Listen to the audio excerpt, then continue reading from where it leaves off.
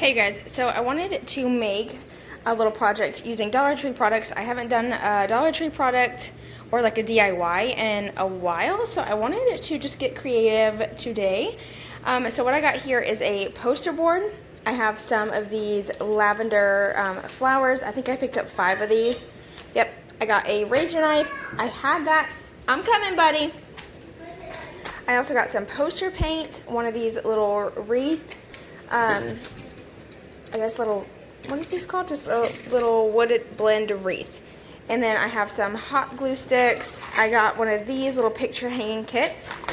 I have some chalk paint that I already had on hand. A hot glue gun.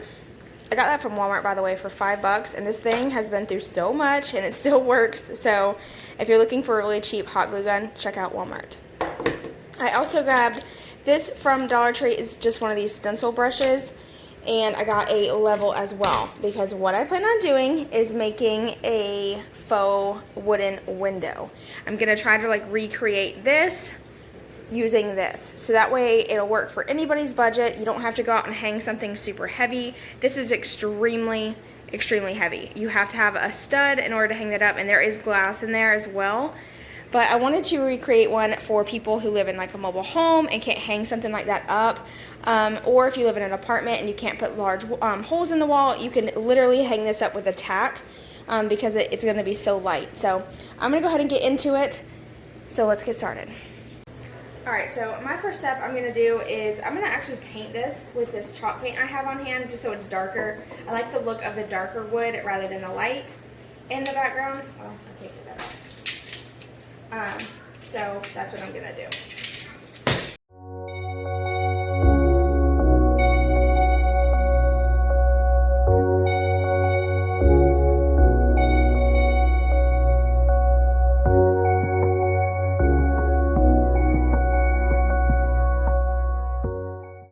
Now, for this step, I'm not being really precise. It doesn't have to be perfect because I will be gluing the flowers to the outside, so it'll cover most of it. I just wanted to have some peekaboo dark brown tones underneath.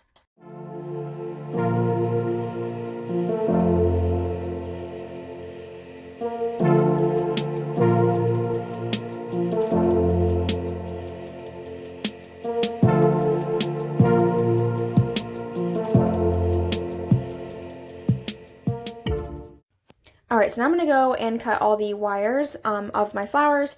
That way I can easily pull off the leaves and also, you know, kind of intertwine them.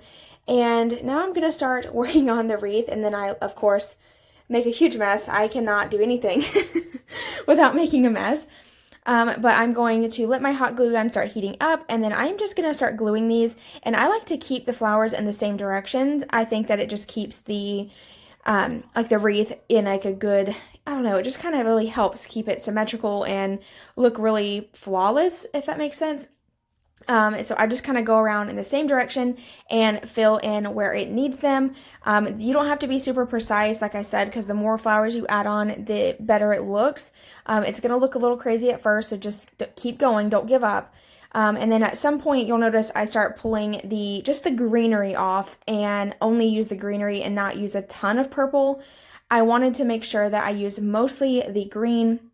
And that way it gave the look of more of a farmhouse style. And then the purple was just kind of like, you know, a little bit of spring added in. And I can always pop those off to change them out. I can change them to cotton stems. I could change it to more leaves if I want. But I chose to only use a couple. That way it wasn't overboard.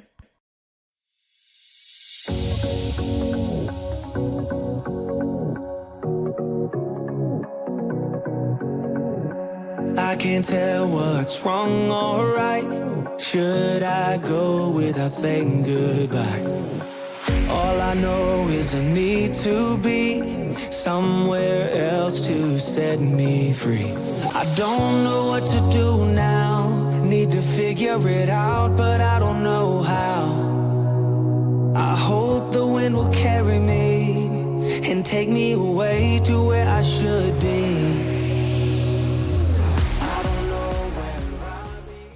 Okay, so after making the wreath, I am now moving on to tracing out where I want to cut the foam board.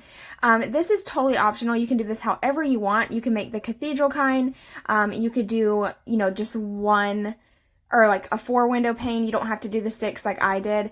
I personally like the way the 6 looks. I think it really gives, you know, more of an older look, but you could totally just make it 4 if it's easier on you. And basically all I'm doing is just tracing it out with a pencil.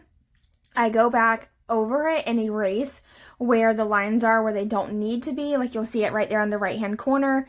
There's some lines and I did just erase them with the eraser. And here is how it looks once it's all traced out. And all I'm going to do is go in with a razor knife that I also purchased at Dollar Tree. I already had it on hand, but you can grab these from there.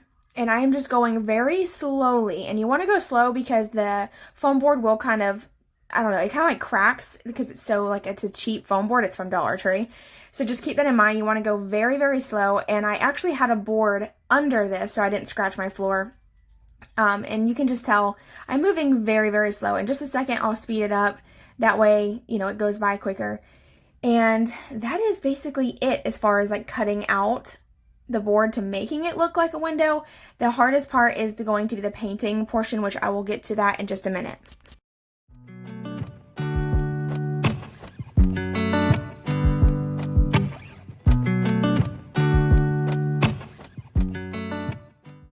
So after cutting out the squares, I went on the back side and just kind of helped pop some of these out. They were still attached in some corners, and you want to be very gentle with this because this is foam board, so it will bend very, very easily. So just be gentle and take your time. It's no rush.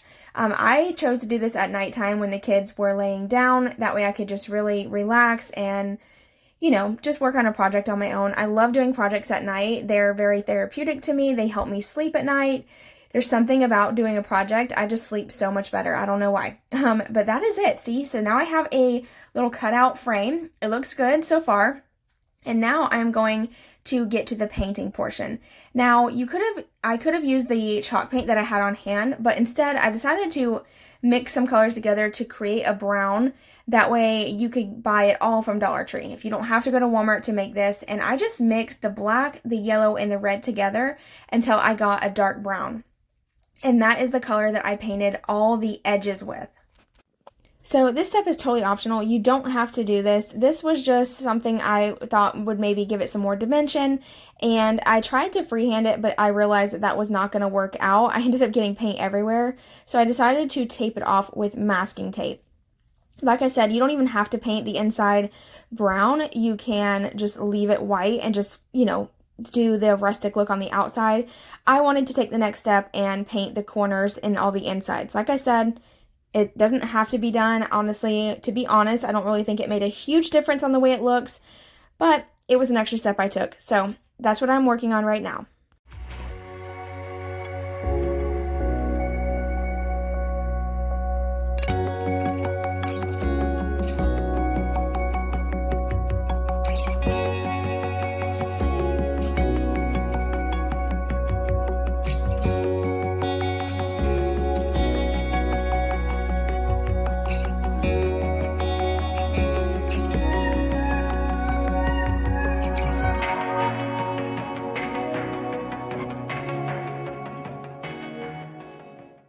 So now that all the edges are painted brown, and I didn't do it super precise, I wanted it to look more like rustic looking. So I just like, you know, splattered the paint on the edges.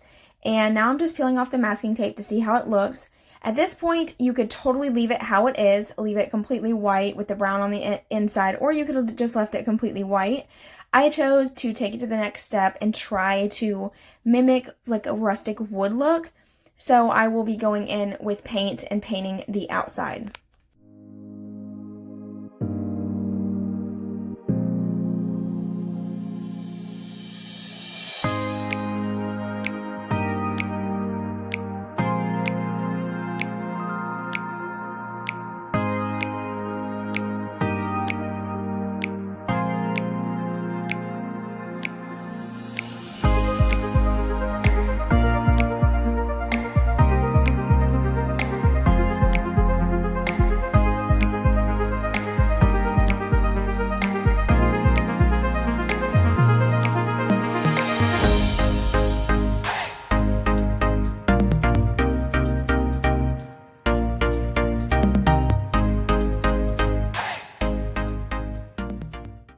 So at this point, I decided to go in with some paints that I had on hand and give it more of a rustic look. This part is totally optional. You could stop right here and leave it just white and it looks good the way it is. But I decided to, go the extra mile and add some rustic wood look to it. So I was using a washcloth and just dabbing it into the paint that I had. I was using Waverly chalk paint. They sell them super inexpensive at Walmart. They have like little tubes that are only like $1.59, I believe. And the reason why I love chalk paint is because I used to not like it, to be honest, but now that I've used it, it just automatically gives a rustic look without even having to try. And if you don't want to use the chalk paint, you could use the matte acrylic paints from Walmart that are like 50 cents. Those would work great as well. Just be sure to use a light hand with the paint because this is foam board, so it will warp if you get it too wet.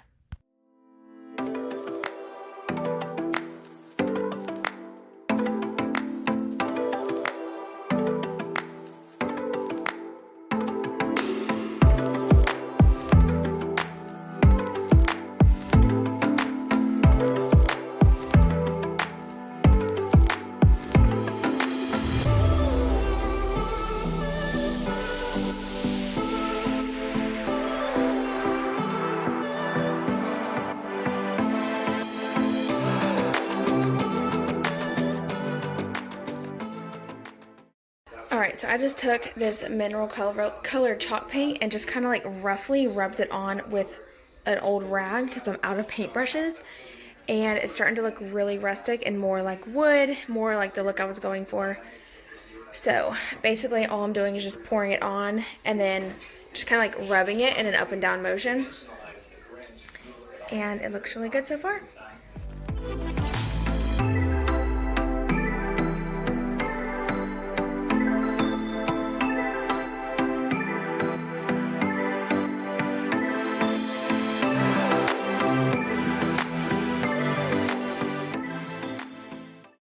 So one of the main tips I have for you guys, if you are going to try this out, be very light-handed with your paint because whenever the foam board gets wet, it tends to kind of bow a little bit. So you want to be very light-handed. You don't want to add a ton or it'll just warp the board completely. But if it does bend a little bit, like as you can tell, mine's a little, bending on the corners. All I did was take it off the wall, lay it down flat once the paint was dry, and I added some books to the corners so it would flatten itself back out, and it worked out fine. Just keep in mind that this is, very, very fragile. You want to put this in an area that's not going to get a ton of use. I ended up moving it. I had it at the end of the hallway, but the kids are always running and playing in the little hallway. So I actually moved it to my by my TV stand, which I'll show you guys that in just a second. All right, so that is it. This is the final project. I hope you guys enjoyed it. I think it looks really good considering it's all from Dollar Tree and it's super affordable for all you mamas out there who want to have that farmhouse look on a budget. I really hope you enjoyed this video. If you did, please don't forget to give it a thumbs up. Let me know what you thought in the comments below. And if you have any video suggestions, leave them down below as well. I do appreciate all the feedback and I will see you guys in my next video. Bye y'all.